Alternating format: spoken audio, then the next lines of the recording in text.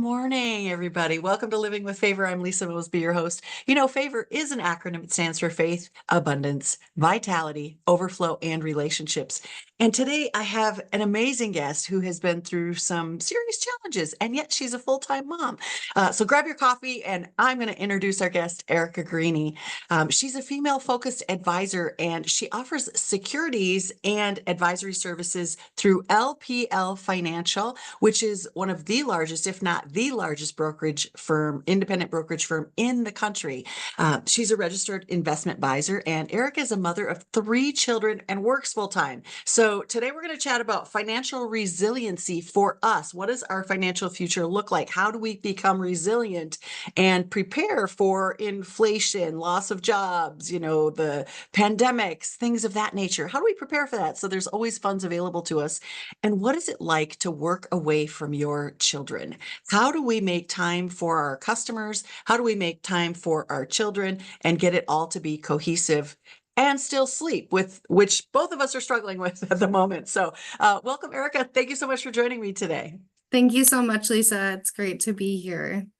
Yeah, my pleasure. I gave a little bit of an introduction, but you've been through some tough times since the pandemic and getting back into the workforce.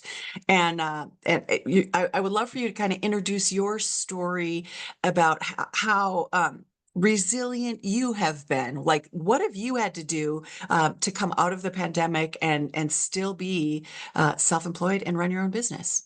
Yeah, so obviously the pandemic was hard for everybody, Yes. but Yeah. especially for, those of us that have had young children. So up until the time the pandemic started, I was a stay-at-home mom. Um, and then, shortly after that, kind of started rejoining the workforce. Well, right after that happened, my daughter was diagnosed with leukemia, and that was late in 2021.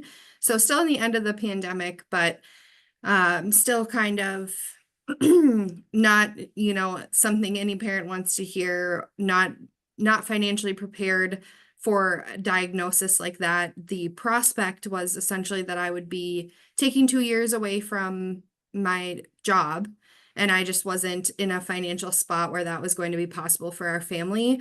So I actually, through good healthcare and good support, was able to continue working. But I did meet a lot of other families that weren't as fortunate. A lot of them had to drain their retirement funds, sell their homes just to pay for care for their children. So it really was eye-opening to be in that experience. And that's why I choose to serve women, because we often carry more of the emotional load of what that looks like. We're the consumers, we're the people that make sure the household runs. So it really speaks to what women go through in that moment when we look at our kids being affected by something so serious. It did open my eyes up to other struggles that people go through, as females, like divorce, being widowed, and just not having the financial literacy to navigate those situations in a way that serves them well. So, Diving into that and knowing that, having that in your background, I'm sure it allows you to ask the hard questions. Like, when people know your story, women can sit with you and say, this is where we're at. Like, we don't have enough. I have 3 kids or 2 kids, or I have 4 kids starting college, consecutively going to college, and I don't have enough. I'm sure that people feel comfortable, like you have this ability to connect with folks because you've been there, you've walked through the fire, and you know what it takes to help to set them up to become more resilient. What do you think that the most common financial challenges are for the women that you've been seeing? Like, yours was an illness, but I'm sure that there's a vast majority of other things that women experience. And we might be able to relate to some of our viewers. Are you going through this, and this? These are the problems that I've been seeing. Can you shed some light on some of those common financial challenges that you see among the women that you advise? yeah, I'd say the 2 biggest ones are lack of confidence, and that pairs with lack of education. So obviously they don't teach this in school. The only way you really learn it is if you go out and find the information, or you have someone like myself that works from an education first background. A lot of females will tell me, they've worked with advisors in the past, and they've either talked over their head, or when they've asked questions, simply left them with It's too complicated for you to understand. And that's not really a fair way to, deal with finances. You really need to know what your investment strategy is. You really need to know that the person that you're having help you with that has a strategic plan and that you're aware of what each of those steps, products, investments are doing for you personally to meet your goals, not in a, I don't have to break down every product into like, here's what it does and here's how this, but how we're going to use that product or how we're going to use that investment to achieve something is more important than those small questions. But I'm still willing to back up and give as much information as they'd like in order for them to feel informed and comfortable, whereas that may not have always been their experience.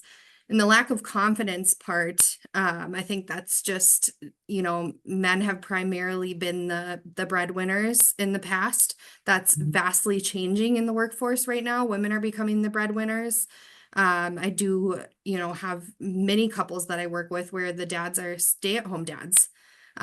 So just kind of navigating that, like, if he's taking care of the finances, but you're bringing in all the money, it's really important for you to know where all of it's going and how it all works and not just leave that up to him. And that actually in itself instills a lot of confidence. But if you've never done it and if you're just hesitating to try or to reach out to get the information, obviously the unknown is always scarier than the known, right? Yeah, and you're actually speaking to me. I'm just going to say, I was with my husband for 29 years. And though I did the accounting and I got all the stuff to the tax company and we were always self-employed, we were always entrepreneurs. So I was part of the business, but I was doing the accounting. I wasn't doing the investing. And there is a huge difference. Like you might be paying the bills, you might be seeing the money coming in, you might be creating the budget, but are you watching the investments? And I didn't. And then I woke up after 29 years of marriage and found out I'm not going to be married anymore. And what do I do with my retirement? How do I continue to plan for that? Where are my investments? What do I need to manage and move? And it was like, oh my gosh, I should not be learning this at 50 years old. So that's I do often bring in women financial planners, women who help other women with their financial planning, because I was so shell shocked, not knowing what to do. And I still don't have a great financial plan. And it's been many years at this point, and I still am not in a great financial position. I have not saved enough. I have not put enough away.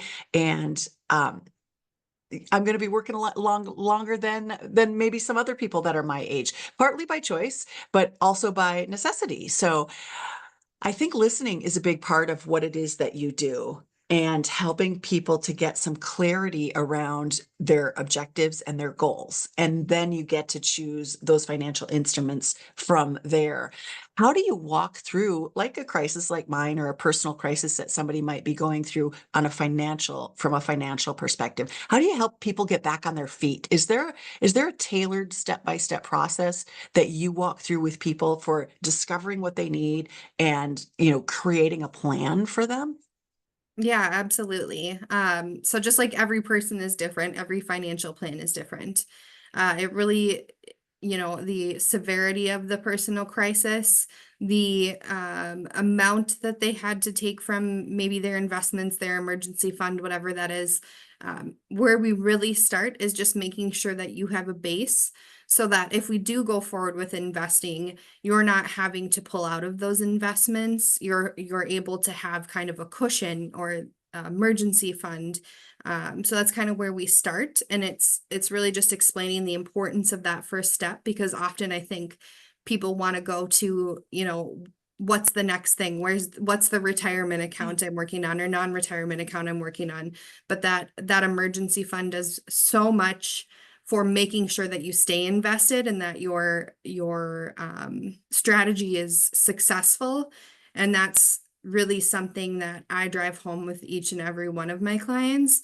But as far as, tailoring things to where they may be or may not be, that's also something we walk through, even with, some of my widows calling Social Security and seeing what does our benefit structure look like. Just having a handhold through that process when they're already going through like a hard time and they just need someone who is going to be compassionate and empathetic and really stand there and say, I'm here with you through the process. That's that's a lot of what I do. So I think a lot of times we don't even know what we don't know. Like, and it's actually, I love that you said, I start with education. Like, I take a look at, I'm going to interview you. I'm going to ask the questions. I'm going to learn where you're at. I'm going to, investigate what it is that you do have, and then educate you on what we need. Like, here's your age and here's what we need, and here's the kind of investments we need. So I think your role as a financial advisor changes. Like you said, every person's situation is unique. Sometimes there's handholding, sometimes there's therapy, sometimes there's education. Can you speak a little bit to that, like defining your role, like diving into that? When we use the word advisor, it can mean so many different things. I'm an entrepreneur advisor, 40 years of business experience, and I can, I've seen a lot of things over that time. So I can walk through with a new business. I can see somebody who's that mid-range or who's actually sold to a Fortune 500 company because I did it. So I know how to do those things. So, speaking to your role and explaining kind of what's the difference between a financial advisor, a financial planner, there's a lot of these fiduciary is another term that I've seen. Can you help us to have like more of an understanding as women or any investor? Who should we be talking to? Where do we start this process? yeah. So working with an advisor that either is a fiduciary or works in a fiduciary capacity. So if you're a fiduciary, you have, your CFP. So that's another designation that financial professionals get, and that's a certified financial planner. I am not at that point yet, but I do work in a fiduciary capacity. So the difference between those two things is I work on a one fee basis. So that just means that you're just paying one tiered or flat fee, kind of just depending on the situation, that then allows me to give you suitable financial advice. It holds me to the fiduciary standard of not making any unsuitable recommendations, not generating any, sales just for the sake of commission. And I would say that's where more of the older, like brokerage advisors kind of came in. Um, the difference between all of them is probably very slight. The planning part, though, not everyone chooses to work in that space. And I feel like in order to give adequate recommendations, I do need the full picture of everything that's going on in your financial life. So everything from, your debt, your income, your mortgage, you've got maybe some other business deals that you do outside of just your investments, but there's so many factors that we don't want to make, any recommendation that doesn't make sense with all of the pieces. So that's where I really come from, is collecting them all, putting them in a very streamlined way where it's easy to see why we would plug in some of these additional pieces. Conceptions that women might have about financial planning. Yeah, that like they're going to be talked over, or that they're not going to be heard. That it's not going to be understandable to them. Obviously finance is considerably complicated. I'm not going to say that it's not, but there is ways to simplify it where it's understandable with, like, here's what your objective is and here's what we're going to implement in order to reach that. Here's the time frame it's going to take. And just giving clarity around those things is a lot easier. I actually prompt a lot of my couples to have, and individuals too can do this, but to have the conversation of what's a living expense, what's a lifestyle expense, and what's a luxury expense. And that pretty much dulls it down to those three categories. And that's pretty easy for anyone to understand. So if you can sit down with your partner and say, what does that look like for each of us? And you might have some differences and some similarities, but knowing where you're at will get you on the same page a lot quicker. So many of those other things, like knowing exactly how a mutual fund, won't matter as much once we know like what we're doing and where we're going. Sure. That makes total sense. I love. Can you repeat those one more time? What's a living expense, a lifestyle expense, and a luxury expense? Yep. A living expense, food, shelter. I get it. What's the difference between the other two, luxury and lifestyle? Yeah, so lifestyles, like, do you want Starbucks coffee every morning? Do you want to have streaming services? Because, right, those aren't a living expense, those are lifestyle expense. The gym, things like that. So I really, subscriptions is one that comes to mind for me. Yeah. But also I look at, like, you know, if you travel, some people travel for a luxury, like as a pleasure, as a vacation, and some people travel out of necessity. They have family that lives in other states and they have to factor that into their lifestyle expenses because that's important to them.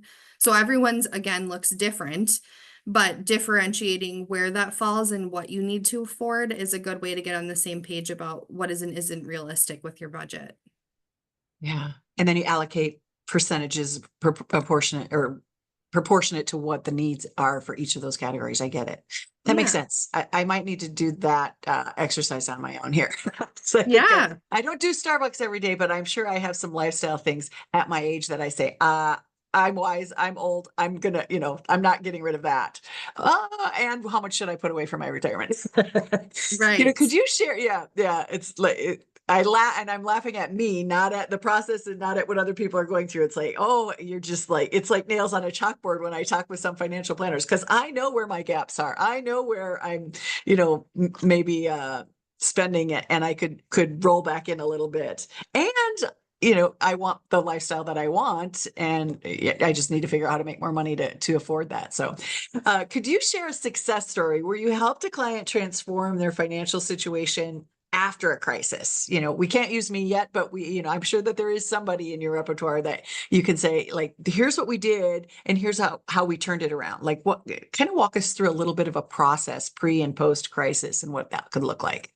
Yeah. So I had a client in a semi-similar situation to me. They had some premature born children. So that took a huge hit. They were, hospitalized for many months. So medical debt is a real problem, and they wanted to, try and keep up on that as much as they could, and that really set them back with their retirement, and just giving them, reinstilling the confidence is really the biggest thing of, even though we had this setback, we have to look forward. We can't just stay in that like mindset of, well, this happened and now I can't do it because of my unfortunate circumstance.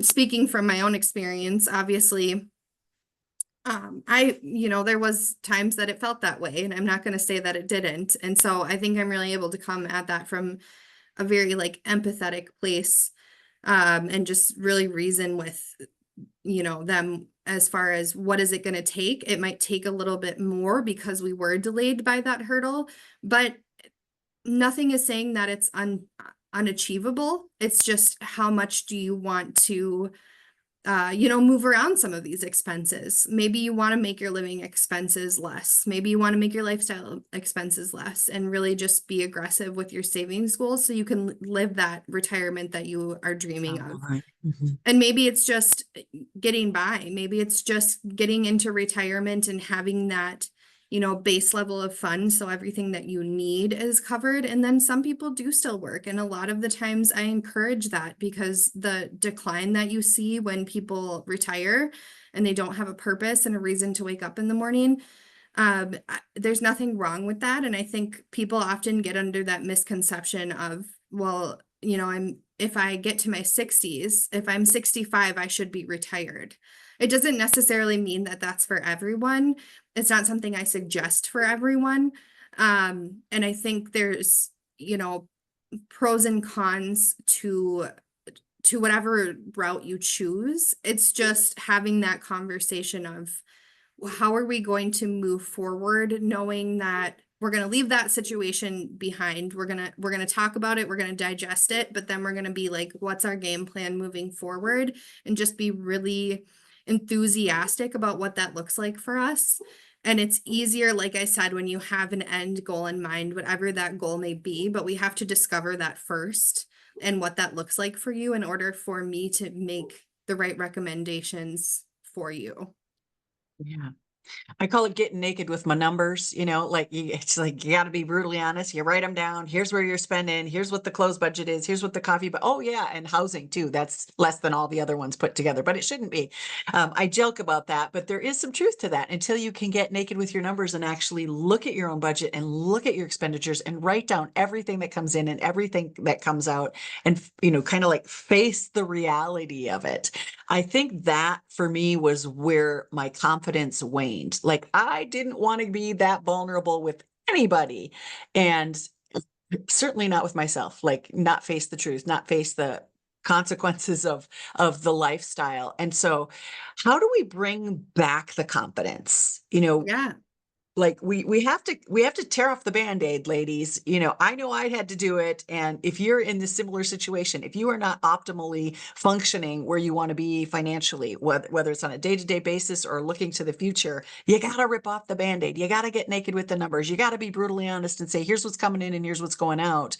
And then we create the plan. And that's where the confidence comes. Like, I know I need to put around X number of dollars a month away. And I know that I need to keep my living expenses under X number of dollars. So if I want to forego, going out to eat and those luxuries, I'm going to buy a new outfit this month. So like there's that. It's flexible, but this is the flexible account. Like that's your luxury account. That's the flexible account. You can't do all the things, but what can you do for that amount?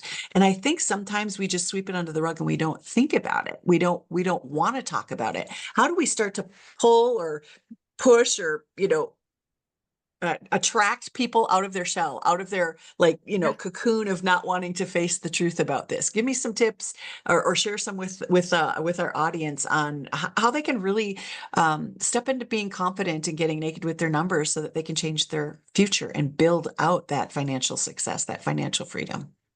Yeah, so it's a lot of it is unpacking those beliefs, because if you really think about it, everything you think comes from some outside source.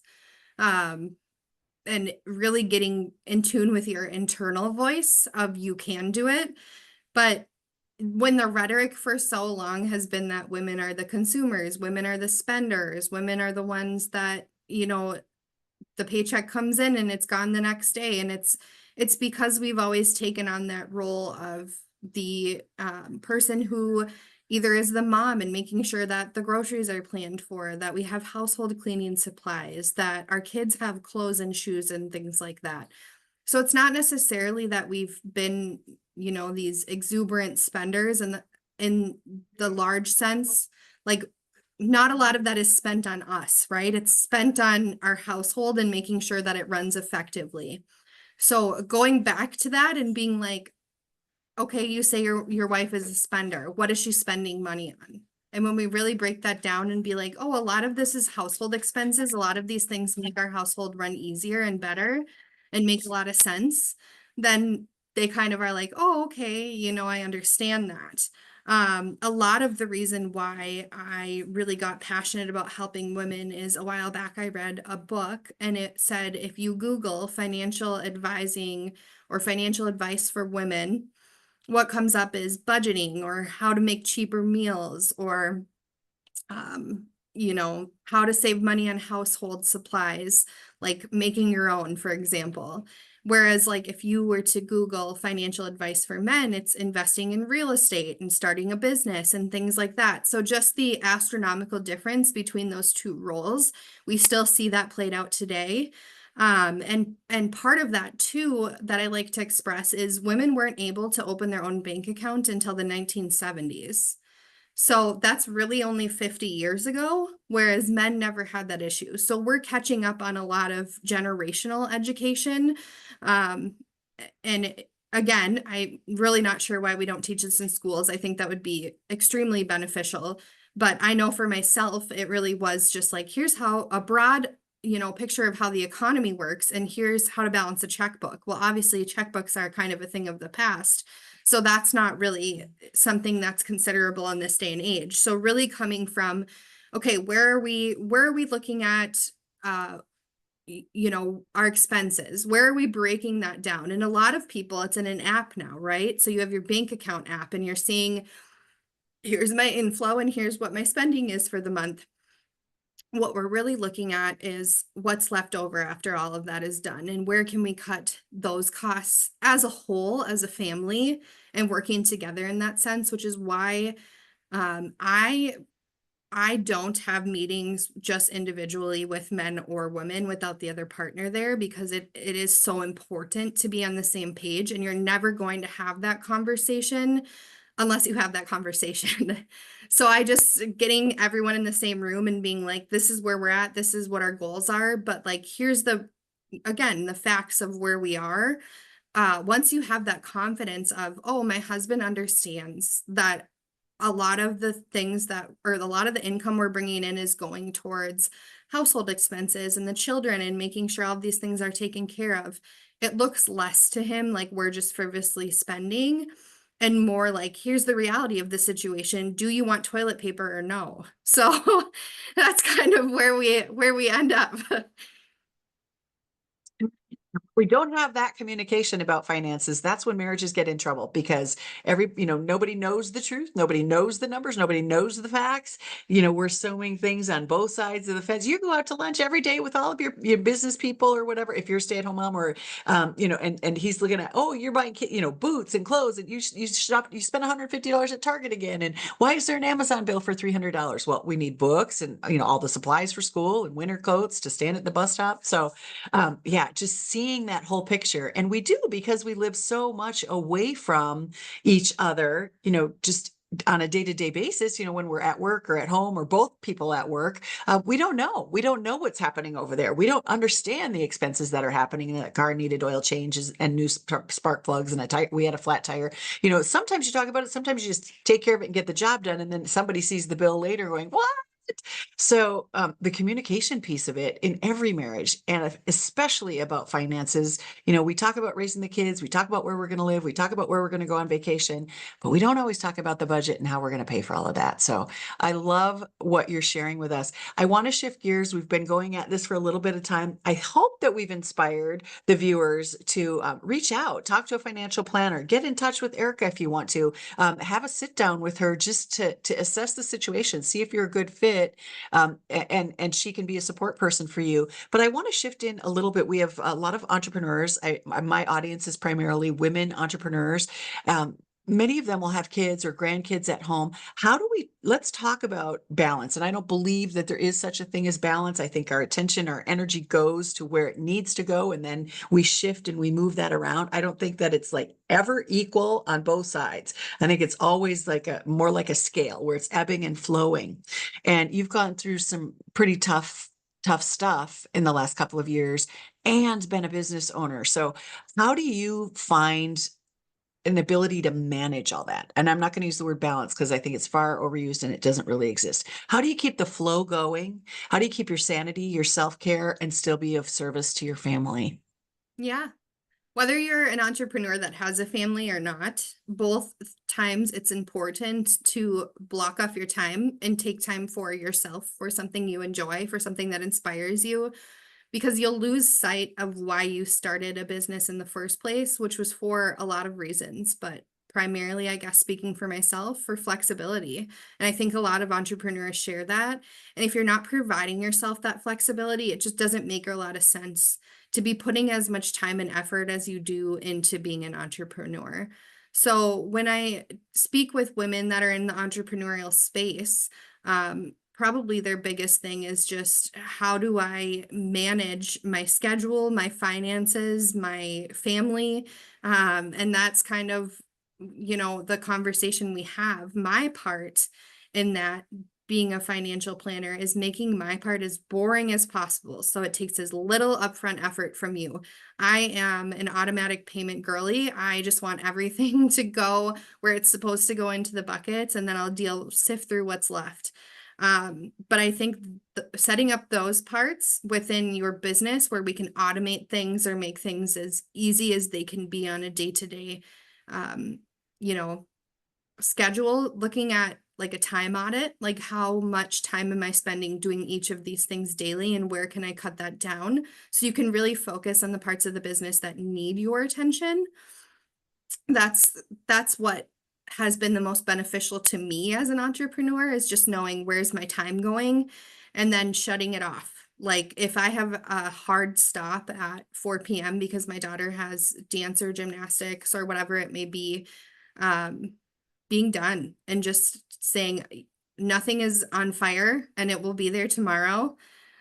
If it is on fire, I might have to say, hey, I have, this going on. I will take care of this yet this evening. And that might have to be an after bedtime situation that I'm taking care of it. But you're right, there is no quote unquote balance. It's just more of how can I honor myself in this, and how can I also honor the service I want to bring to, my clients? And make sure your kids have enough time. Like, Yeah. yeah, we move it apart. And for me, I'm not a fan of the word budget. I never liked it. But I Yeah. think we budget our time just like we budget our money. It's like, where's the important things this week? And it changes. What's important at 9 a.m. is different than what's important at 9 p.m. Both are important, but it's allocating that and budgeting that time and making sure it's scheduled, and it's, scheduling date night's going to keep your marriage alive, right? If we don't ever have dates after we get married and have kids, like, we see things, you start to spread apart like that. So scheduling that time to go to your kids' events and being there for them so that they feel seen and heard and loved, as Oprah says. So I love that. Thank you for sharing that. Any final messages that you have for women who might be feeling overwhelmed by their financial situation or their financial future as they look to the future? Yeah. So I think the biggest thing is just to start where you are. I always think and in experience, just the conversations that I have are, I have to be at this certain point or this certain dollar amount or this certain year into my business. And that's just not the case. We should be making goals throughout that time, even if they're smaller goals, and in the anticipation that we can grow that. But it's the habit, right? So it's the making sure that that automatic withdrawal goes into my retirement fund monthly, even if it's not as much as I want it to be when I start out. That's the conversations your financial advisor would be having with you. And that's kind of the value we should bring, is like, hey, we've been doing $50. What does $100 feel like? Has 50 been comfortable? Because like, we want you to be slightly uncomfortable. We want you to like still feel like you can have everything, taken care of at home as far as living expenses and making sure you're good to go. But like on the saving side, you should feel a little bit like, okay, maybe I'm not going to get that Starbucks coffee this morning. Maybe I'm going to think about the fact that my withdrawal is going to go into my retirement account tomorrow. But once you build that habit and it's consistent, it's a lot easier to stick with, especially when you see how easy it is to not have to write a check or bring in money somewhere like at the bank. You can just literally have it set up so that it's taken out the same date every month, just like every one of your bills. It's like a bill you pay to your future self. And I think just that alone gives you such a peace of mind that even throughout the struggle and even throughout the imbalance, you're still doing what's best for yourself, even if it's a small amount right now. Beautiful. The last question I'll ask is, how do we stay informed to ensure that the advice that we're getting remains relevant, impactful? How often do we reassess that financial situation? How do we stay plugged in? Because sometimes I do have automatic payments going, to different places. And so I don't always check them and see what's happening with it. I don't always check to see if my accounts are growing or if the market's pulled back. You see it on TV and you go, market pullback. Should I actually check and look? Or maybe I won't look this month because the market pulled back and I'll check next month. So how do we stay relevant? How do we stay informed? Do you have any tips or tricks on that, or a place that Yeah. people can plug in with you to stay educated and informed? So two sides to that. If you're being self-direct, if you're making these accounts by yourself and managing them, which is completely possible, anyone can start a brokerage account and invest in a multitude of things that would still help them get to their end goal.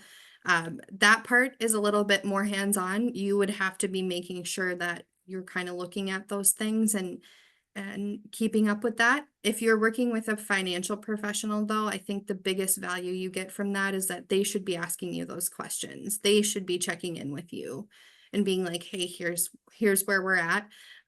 For me personally, that looks like quarterly letters or quarterly emails, and then follow-ups are, biannually and annually. And then we just kind of have a conversation about how far away we are from those goals. Do we need to increase what we're doing? Do we need to anticipate an expense that's coming up that you might need to use some of your funds for? It's should be the advisor's job, if you're paying an advisor, if you're working with a fiduciary, which is what I would suggest for all women. It just gives you, again, that peace of mind, that confidence that they can't make any unsuitable recommendations, that everything they're doing is in your best interests. The duty to put your client's interests above your own is essentially what a fiduciary is. And being able to work in that capacity with someone, if they're not giving you that, like, hey, let's have this conversation, and if this is where you want to be, we're going to have to turn it up a little bit. That's what they should be doing, is having those conversations that otherwise you would be having with yourself or your spouse. Beautiful. Well, I know I took away a lot from this conversation. The big three for me were look at those budget items: living, lifestyle, luxury, and make sure that the allocation is where I want it to be. And then putting that difference away into retirement accounts or tithing funds or wherever it is that you feel that you're lacking, wherever you have a gap. So that was my greatest takeaway. I'm sure it'll be different for other folks. Where do people find you if they want to get in touch with you? Yeah, so I can be reached by email at egreeny@lakeshoregroupwm.com, or on LinkedIn if you are out there as a business owner. LinkedIn's become more of a social platform as well. But I can be reached on there. It's just Erika Greeney. And the last name is Green like the color, EY. And that'll also be in the show notes for those of you who are looking for it. You can reach out to me directly too if you can't find either of those spots to connect. Thanks so much for tuning in. I hope you had a takeaway. I hope we inspired you to maybe go look at that statement next time it comes in. Don't just throw it in the drawer. Open it up. See what it looks like in your accounts. Maybe you don't have a statement because you haven't put anything away for retirement. Wherever you are on the playing field, whether you have plenty and you're already set for life or you're just getting started, reach out and get support. It's important to get connected and get help with this. Don't bury your head in the sand. I speak from experience. Don't do what I do. Do what my guests tell you to do because they're experienced, talented, gifted, and they'll treat you kindly and make sure that you're set for the future. So come on back next week. Can't tell you what we're talking about because I'm not really sure at the top of my head. But if you need some help with your social media, you can reach out to me at lisamosby.com, and that's Lisa MOSBEY.com, and book an appointment with me. We'll talk about your business. We'll talk about your social media. How do we expand your brand and grow that bank account so you have more to invest? Come on back next week, folks. Thanks for being here.